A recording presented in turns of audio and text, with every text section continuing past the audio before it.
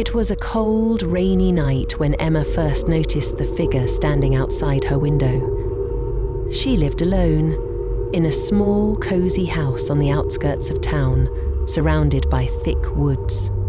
The house was old, with creaky floors, and a draft that howled through the cracks in the walls during storms. Emma loved the solitude. Until that night, she was curled up on the couch, a blanket wrapped round her shoulders, watching her favourite true crime documentary. The rain tapped against the windows like impatient fingers, and the wind howled through the trees outside. It was the kind of night that made her feel snug and safe in her little house. Until she saw him. At first, she thought it was a trick of the light. A shadow flickered across the window, and she froze, her heart skipping a beat. She stared, trying to convince herself it was just the swaying branches. But then the figure stepped closer. Just beyond the glass, a man.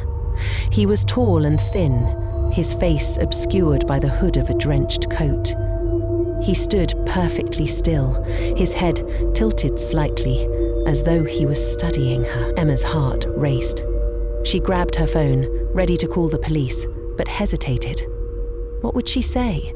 There's a man standing outside my window. They'd tell her he wasn't doing anything illegal. She mustered her courage and walked to the window, determined to confront him. "Who are you?"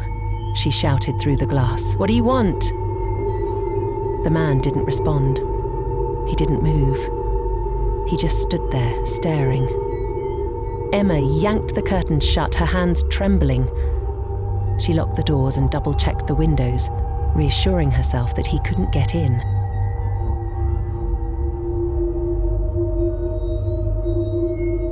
The rain eased, but the unease in Emma's chest didn't. She tried to distract herself, switching to a light-hearted sitcom, but she couldn't stop glancing at the curtain. Was he still there? Finally, she couldn't take it anymore. She peeked out from the corner of the curtain, her breath caught in her throat. He was gone. Relief washed over her, but it was short-lived. A faint knock echoed through the house, not at the front door, not at the back door. It was coming from the window, the living room window. Emma's blood turned to ice. She didn't want to look, but she couldn't stop herself. Slowly, she turned her head. The man was back, closer now. His hood had fallen, revealing a pale face with hollow eyes that glinted unnaturally in the faint light. His lips twisted into a chilling smile.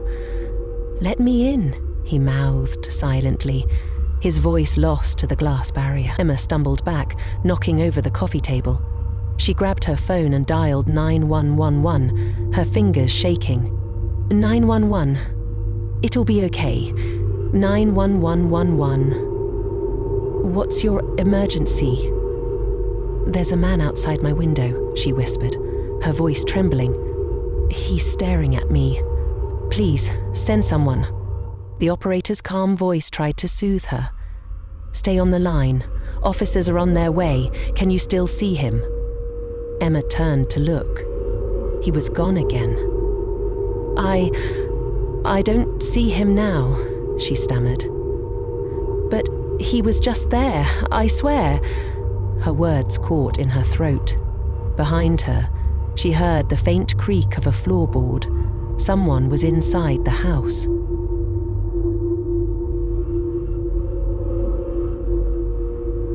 Emma dropped her phone and ran toward the front door, but it wouldn't budge. The locks were jammed. She turned, her chest heaving, as footsteps echoed down the hallway. "Who's there?" she screamed, grabbing a kitchen knife from the counter. The lights flickered, plunging the house into darkness. She fumbled for her flashlight, her pulse thundering in her ears. A whisper cut through the silence. "Let me in." She spun around, shining the flashlight into the hallway. For a moment, she thought she saw him. Just a flash of that pale face before it disappeared into the shadows. Emma darted into her bedroom, locking the door behind her. She shoved a dresser against it, her hands trembling. The sound of slow, deliberate footsteps grew louder. "Let me in," the voice taunted, now right outside the door.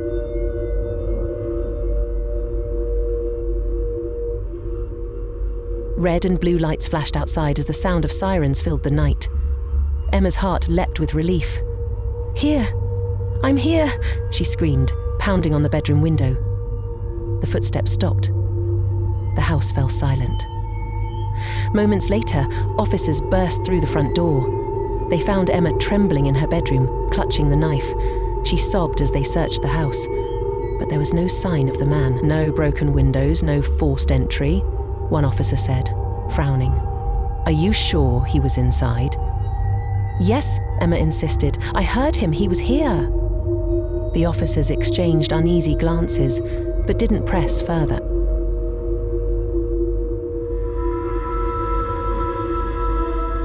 Emma stayed with a friend that night, too terrified to return home. The police promised to patrol the area, but their reassurances did little to calm her. Days turned into weeks, and life slowly returned to normal. But Emma never felt safe in her house again. She installed new locks, security cameras, and motion sensor lights. One night, as she reviewed the footage from her cameras, her stomach dropped. In the video, a tall, thin man stood in her backyard, staring directly at the camera. He didn't move, didn't blink. Then, as if sensing her watching, he tilted his head and smiled. The footage ended abruptly. Emma never stopped looking over her shoulder.